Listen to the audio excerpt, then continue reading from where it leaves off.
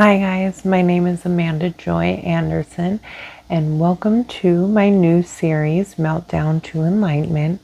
If this is your first time joining me, please like, share, and subscribe. Today we are going to be talking about transforming suicidal thoughts. It may be a heavier video, so please feel free to pause and come back when you are ready. If you are experiencing any of this, please do not be afraid to seek out licensed professional help. Okay? And the number for the suicide hotline is 800-273-8255. And if you feel that you are currently going through a crisis, please feel free to contact them. To start this video off, I want everyone to go ahead and take a deep breath in and breathe in for 1, 2, 3, 4, 5. Hold 1, 2, 3, 4, 5. And exhale 1, 2, 3, 4, 5, 6. And then say to yourself, I am human. I allow myself to be human. And see how that feels. I really love that mantra for 2 reasons. One, it makes me feel like I'm not so much above my feelings, like as if I can't have them, but it gives me space where I allow myself to experience whatever feelings I'm going through. And 2, no matter what chaos I experience in life, it is a reminder that I'm not the only person going through it. And so there's something quite special about that for me. I was given the opportunity to teach this class 4 or 5 years ago, and I turned it down and decided to teach something else because it felt inauthentic to me to teach this class when I was still very much having suicidal thoughts, and it always came in waves for me, and I felt like, how could I teach people how to move through this energy when I'm still experiencing a very hard time with it? So I'm happy to be able to share with you guys today what helped me through my journey of experiencing it, and I'm happy to share all the different things that I tried and I did to really create a better navigation system for myself to get through these types of experiences. Now, I don't remember the first time I started to have these thoughts, but I believe it was somewhere around puberty, and just the combination of that and life experiences, it really opened up this doorway where I was like, I don't want to participate in this because it sucks. And from that point, I experienced it more of a mania, and it came up for many different reasons and many different situations. But I would just feel overwhelmed by life, the emotions, the experiences in life that really created a very intense pressure on me. And that's really my best way to describe how I felt it. It was like an internal pressure trying to escape from it. And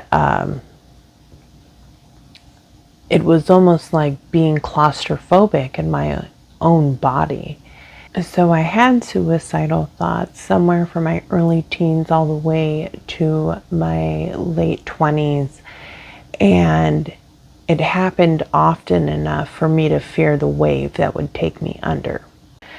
I had one attempt in my mid-teens, and only after, while I was waiting, I had this thought like, oh my gosh, the feeling went away. And that's when I realized that what I was feeling was temporary, and second, that I didn't want to die. So that was a whole learning experience, but it allowed me to see that it was something that was not forever. It was something that was just so extremely intense in that moment that I couldn't see past it. After my experience, I found different ways to cope with what I was experiencing. I channeled it through painting, music, writing, sex, alcohol. And all these ways helped me to release what I was going through, but also at the same time, going through these things could also open up the floodgates to the mania right over again. I can remember being 19 and having a full-blown meltdown in my car and just like not seeing the point of anything because I was just in this. It was a horrible moment, not the funnest. And in that moment, I told myself I'm either going to try to heal myself or find a way out of this somehow. And through that thought, I was completely determined to find the answer and find a way for me to release myself from the cyclical thoughts of just wanting not to be here anymore. In that process, I read anything that I could get my hands on trying to transform my life. Any kind of self-help books, going through different types of religions, different philosophies, and trying to find the answer that would help me. So back then, like The Secret just came out, and what the bleep do we know? And I was getting all into changing my thoughts to change my reality. There was a part of me that I had to accept, like, okay, I'm going through this. I need to create some ground rules for myself and really dig a trench that I could not pass under any circumstance. An exercise that I have been doing for over a decade is pulling myself apart and putting myself back together. And so I do this with my thoughts, I do this with my emotions, I do this with my physical surroundings, and I also do this with my beliefs. And I do this to let go of all the things that do not feel like me. Going through the process of changing my beliefs, I started to do a lot of research into death and rebirth and the philosophy around that in different cultures. And what really helped me was the astrology perspective, and it really allowed me to see myself in a different light. So if you don't know too much about astrology, well, in astrology, you have the 12 zodiac signs, and we all have all 12. And some of us carry more of a certain sign than others. So, learning about Scorpio placements and Pluto placements became very real to me, and I really identified with the experiences. And so that really helped me look at what I had experienced throughout my life in a different light, because I have some pretty dominant Scorpio placements. So with that, there can be a lot of endings, but with that also a lot of beginnings.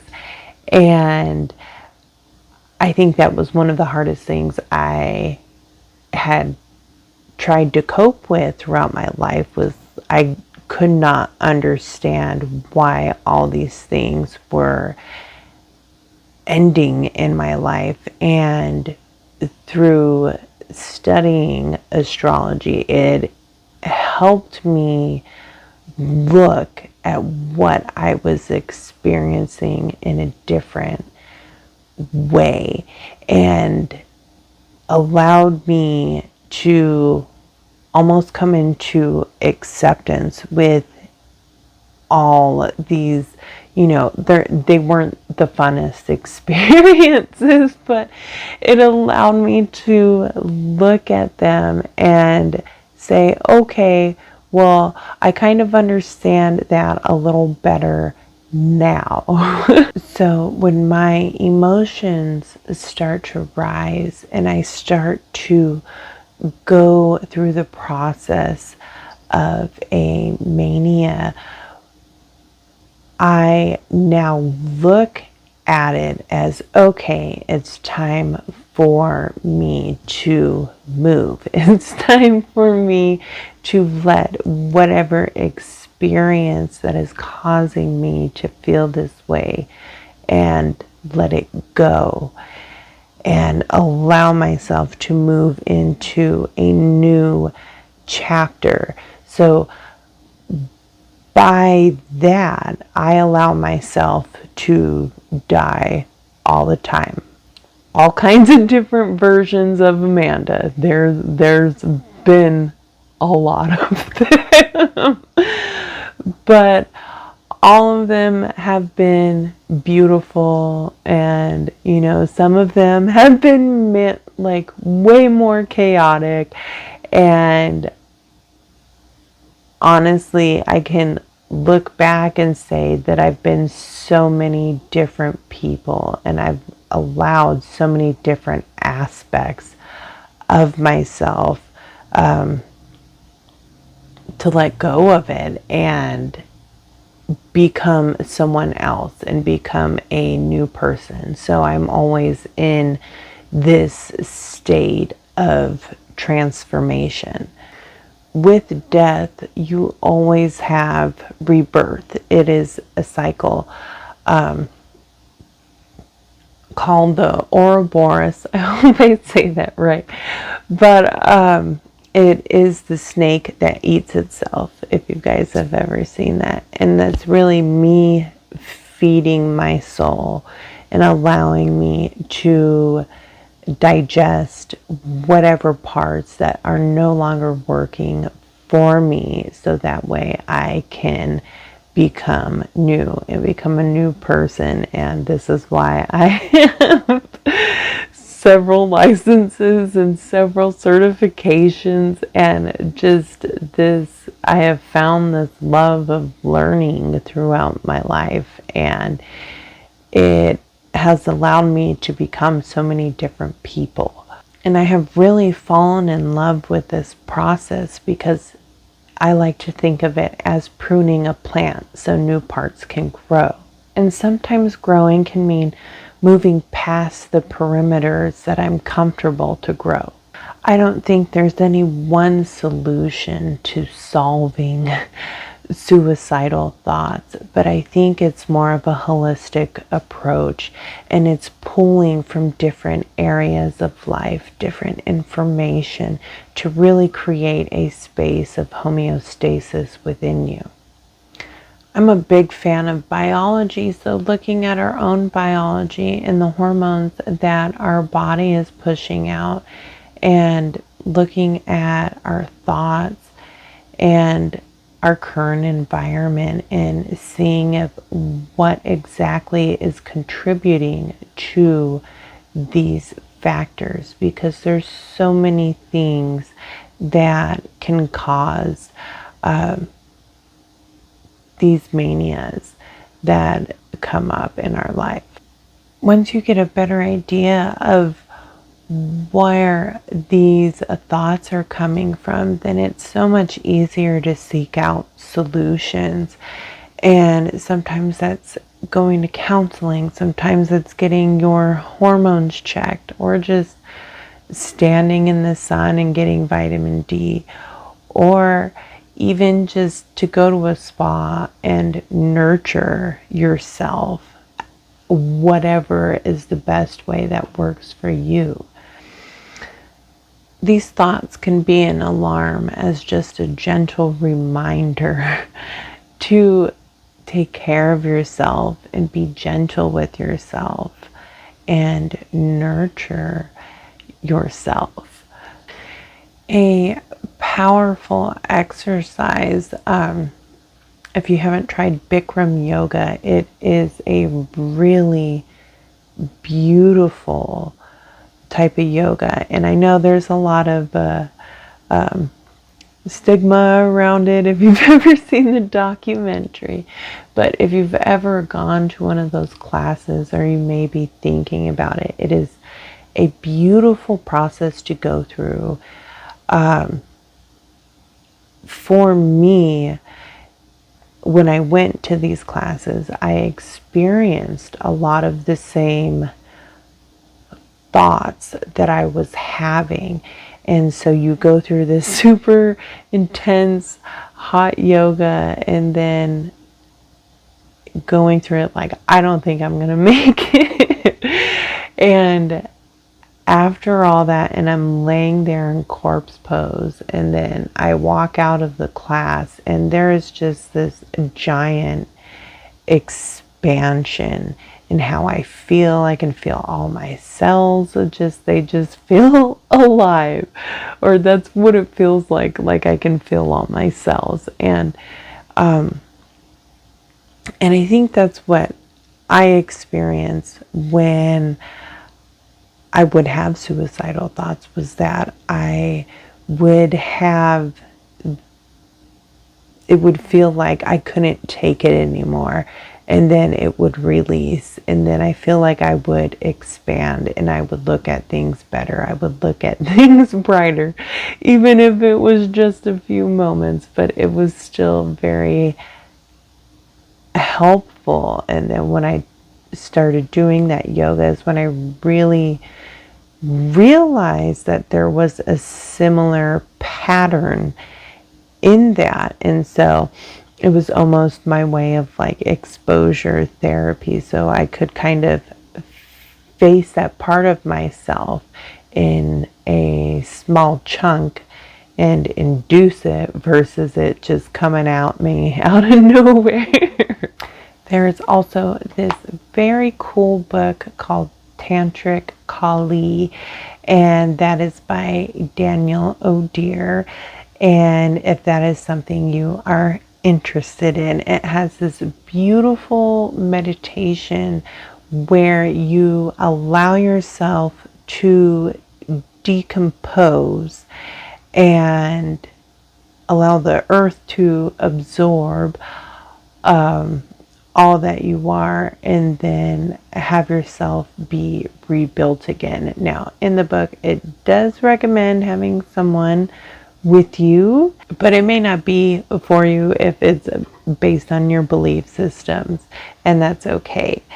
And I hope this video finds you healthy solutions and that are authentic to you. And if you have heard anything today that you feel that could be a healthier outlook for you while you are experiencing these emotions, please feel free to make it your own. Because that's the biggest thing, especially for us in our own personal self-care. Use what works for you, and whatever you don't identify with, just throw it out the window, and maybe one day you'll want it again and maybe not, and that's okay. But if you are currently experiencing these type of thoughts, please do not be afraid to seek out a licensed professional. That is always the best, because they can navigate you through what you are experiencing. So I hope you guys have a beautiful day, and I will see you soon. Bye.